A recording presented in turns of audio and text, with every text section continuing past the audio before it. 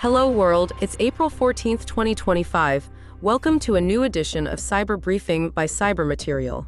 Cyber alerts brought to you by 911 Cyber. Cybercriminals use search engine optimization tricks to push malicious websites in search results. Fortinet alerts of ongoing FortiGate access after patch via SSL-VPN Symlink exploit. Hackers exploit Dangling DNS records to hijack corporate subdomains. Cyber incidents brought to you by 911 Cyber. MorphoBlue Frontend vulnerability causes $2.6 million exploit in DeFi protocol.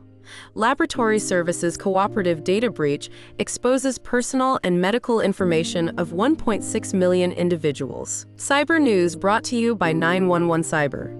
Justice Department rolls out new data security program to protect personal data. This cyber briefing was produced with Saint, your artificial intelligence newscaster. For more headlines, visit cybermaterial.com.